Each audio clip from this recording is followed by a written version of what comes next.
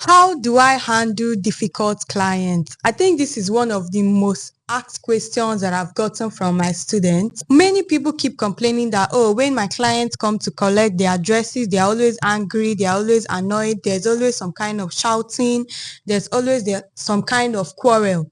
Now, before I dive into the video fully, I want you to know that there's mostly two things that is going to make your clients to be so angry and shout. Number one is what? You do not understand them very well. Most of us tailors and designers, we are always rushing to sew the clothes because we think we've gotten the concept when we actually didn't pay attention to exactly what our clients want. Now, number two is if you are rude. In as much as we fail to admit it, some of us tailors and designers are actually very rude. You don't know how to talk to a client. Now, let's say you have a difficult client. This person has actually become so much of trouble, and you've been asking, how exactly do I handle a client like this? Now, the number one way for you to handle a difficult client, based on my experience that I've had with different types of clients, is what? One, be professional. I don't care whether the person is insulting you. I don't care whether they are shouting. I don't care what they are doing. Be professional. For example, if you go to the bank and you have an issue and you are over the counter, you are shouting, have you ever had anyone start shouting back at you? No matter how you're trying to say, oh, stupid stuff, stupid that, all of you are not okay, you are this, you are that, you would notice that there is nobody that will start saying those things back to you. Now, I want you to also employ that same thing to your small business that you are doing.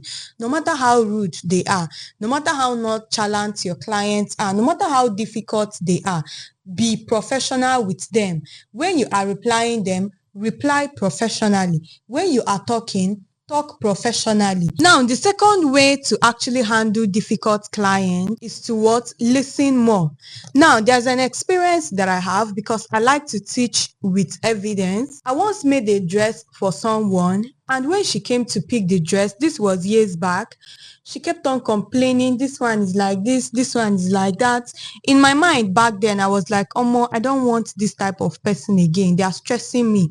Now, over time, I've also realized that sometimes difficult clients are the people that actually leverage you in your business. Like 80% of the time, when people come and they think this should have been finer than this should have been finer than this, it's actually because maybe you are here and they are here.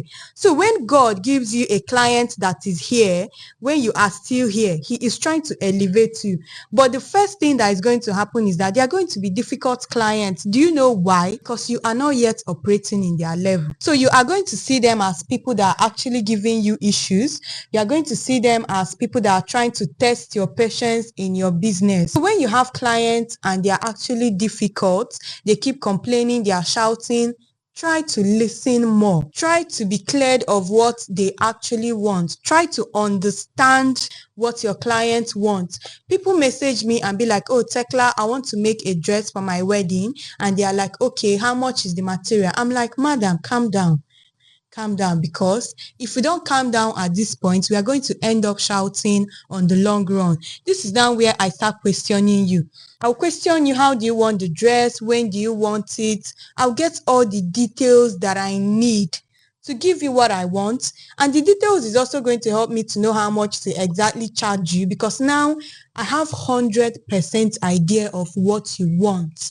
So your ability to listen as a business owner is going to help you to understand your clients more. And if you understand them, why again are you now having issues with them?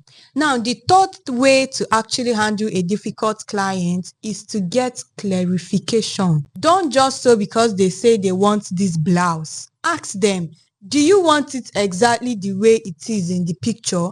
And then another thing is, check their body measurement. I've had people that message me like, oh, Tekla, I want to make this dress. How much will it cost? I'll be like, ma, I know you. This dress will not come out nice on you. I'll give you other things that is going to work for your body type. Because guess what? If I make this type of style for you and it doesn't come out well, the fault goes back to me. And it's not my fault. It's actually your fault that you didn't choose the style that is suitable for your own body, right? So try to be clear with them. If I give you something and I tell you that this is not going to work for you and you insist that I make it, I am actually not going to make it. Actually, I've been in that shoe.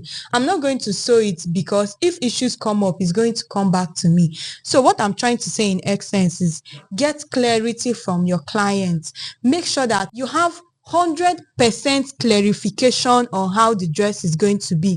Don't say, oh, let me sew the base. Along the line, we are going to figure out how to do the beading. No. From the sewing to the beading to the finishing part, make sure you have everything 100% before you even start doing anything.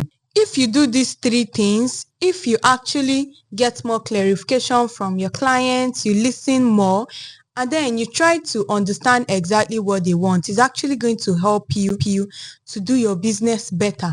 It's going to help you to have a better experience with your clients, because what you're actually trying to show your clients is that you're not just here to collect their money. You are interested in what they want. You are interested in what they need.